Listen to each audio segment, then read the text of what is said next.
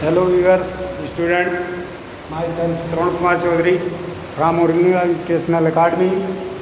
आज का यह वीडियो क्लास 10th के लिए है, जिसमें आपको वर्किंग ऑफ हार्ट बताया जा रहा है। पिछले वीडियो में आपने हार्ट की स्ट्रक्चर को देखा है। आज उस हार्ट की वर्किंग को बताया जा रहा है।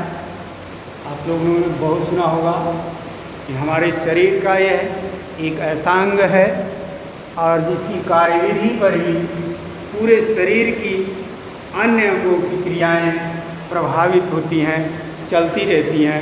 फिर आइए देखते हैं कि जो है वर्किंग ऑफ हार्ट कैसे है। आपके कोर्स में बहुत ही शॉर्ट वे में है, जिसको आप बताएं।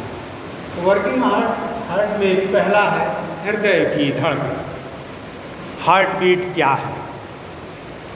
प्रत्येक स्वस्थ मनुष्य का हृदय लगभग 72 बार 1 मिनट में धड़कता है, अर्थात 1 मिनट में वह 72 बार संकुचित होता है और 72 बार फैलता है। हृदय की एक धड़कन में 2 घटनाएं होती हैं, एक अनुशीथिलन, दूसरा प्रकुंचन। प्रकुंचन अवस्था वह अवस्था है जिसमें हृदय के आलिंद और निलय का आयतन घटता है, संकुचित होता है, और इस क्रिया में आलिंद के संकुचित होने से रुधिर निलय में आता है और निलय के संकुचित होने से रुधिर धमनियों में धक्के के साथ, अधिक दाब के साथ प्रवाहित कर दिया जाता है।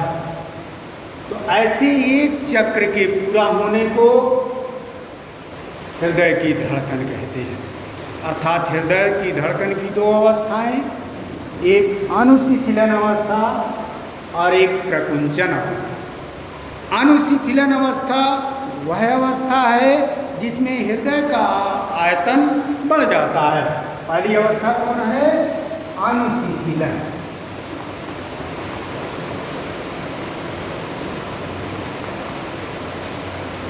जिसे आप अंग्रेजी में डायस्टोल कहते हैं।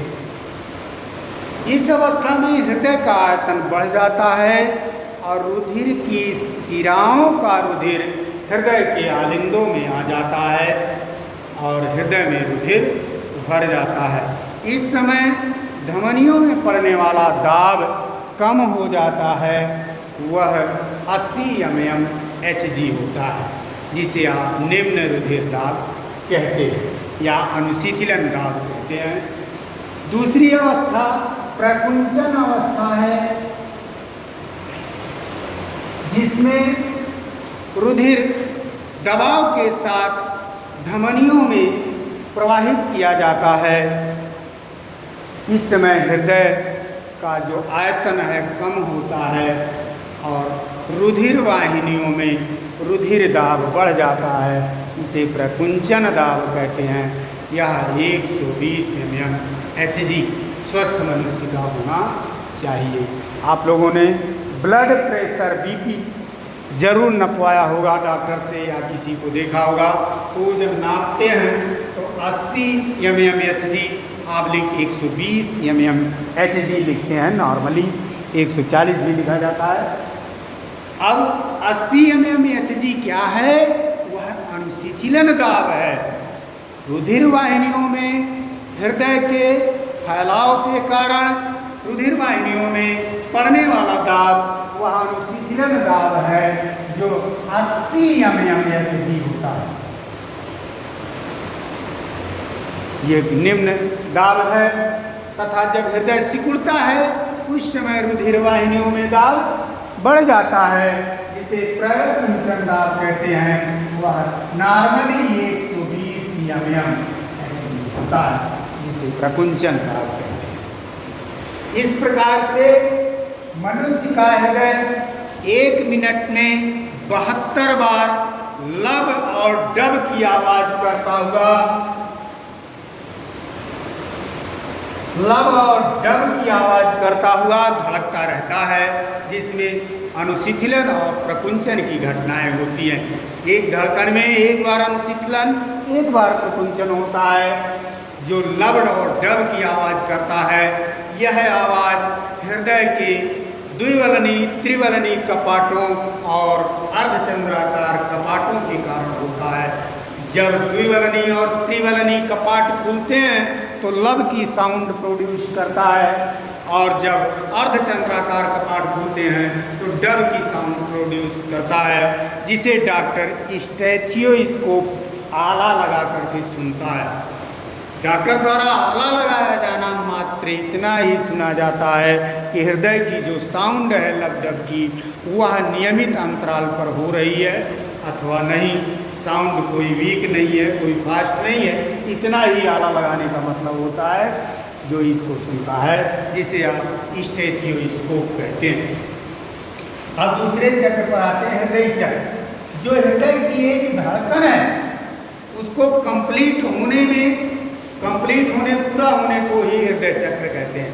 इसकी वास्तव में प्रत्येक धड़कन की निम्न 3 अवस्थाएं होती हैं। आलिंदी प्रकुंचन, इसमें हृदय का जो आलिंद है वह संकुचित होता है, जिससे वायु द्विवलनी कपाट और त्रिवलनी कपाट निलय की ओर खुल जाते हैं और आलिंदों में भरा हुआ रुधिर निलय में पहुंच जाता है। उसके बाद निलय प्रकुंचन, यह निलय के भराव की अवस्था है, जिसमें दोनों निलय संकुचित होते हैं और जो है फैलते हैं, और जो है दोनों रुधिर को धमनियों में पंप कर देते हैं। पहले में दोनों आलिंद संकुचित होते हैं, जिससे रुधिर द्विवलनी त्रिवलनी कपाट से होकर निलयों में आ जाता है। इसी समय लब की आवाज़ होती है। यह आवाज़ हृदय के द्विवलनी और त्रिवलनी कपाट के बाइकस्पिड और ट्राइकस्पिड वाल्व की आवाज़ होती है। फिर निलयी प्रकुंचन, निलय दोनों संकुचित होते हैं, जिससे रुधिर जो है अर्धचंद्राकार कपाटों को खोलकर रुधिर महाधमनियों में धकेल दिया जाता है। इस समय उनके वाल्व के खुलने की आवाज़ जो होती है डब की आवाज़ होती है।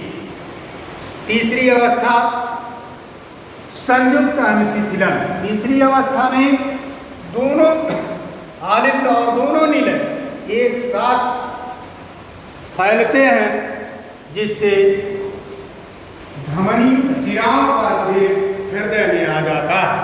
इस तरह से एक के समाप्त होने के बाद पुनः पहले नंबर से शुरू होता है।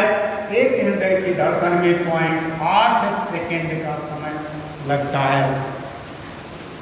आप 60 में 72 का भाग देकर देख सकते हैं, 0.8 सेकेंड का समय लगता है। हृदय की धड़कन सही तरीके से चल रही है कि नहीं, इसके लिए एक टेस्ट किया जाता है, जिसे ECG कहते हैं। ध्यान देना, अभी पिछले वर्ष बोर्ड में 10th में आया है कि ECG क्या है। इलेक्ट्रोकार्डियोग्राफ, क्या हिंदी में कहिए अंग्रेजी, इलेक्ट्रोकार्डियोग्राफ। आपने देखा होगा ECG करा कर लाते हैं लोग, तो यूँ लंबा पतली पट्टी जिस पर इस तरह से निशान बने। डॉक्टर इसको एग्जामिन करता है और ये बताता है कि ये टो से दूसरे टो के बीच की जो डिस्टेंस है हमेशा समान है कि नहीं। अगर ये समान है तो इसका मतलब हृदय नियमित अंतराल पर धड़क रहा है, उसमें अवरोध नहीं उत्पन्न है।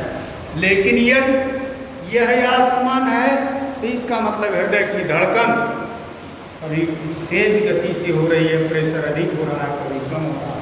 यदि कोई R पॉइंट, जैसे यहाँ भी R आ जाएगा, ऊंचा है कोई नीचा है, तो पता चलता है कि हृदय कभी अधिक प्रेशर दे रहा है, कभी कम प्रेशर दे रहा है। P से लेकर के T तक की बात एक धड़कन को बताता है।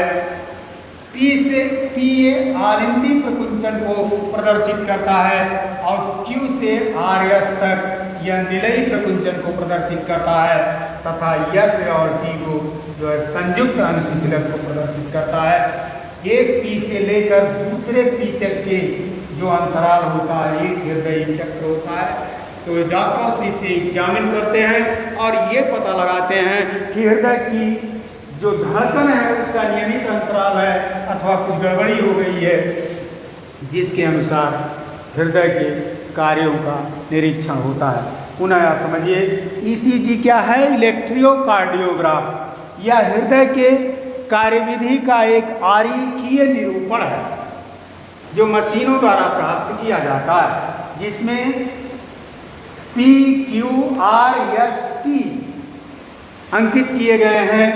PQ RNA प्रकुंचन को प्रदर्शित करता है और QRS निलयी प्रकुंचन को प्रदर्शित करता है। ST संयुक्त अनुशीतलन को प्रदर्शित करता है। इसके बाद नेक्स्ट वीडियो में देखेंगे हम दोहरा परिसंचरण और नाड़ी गति। थैंक्स।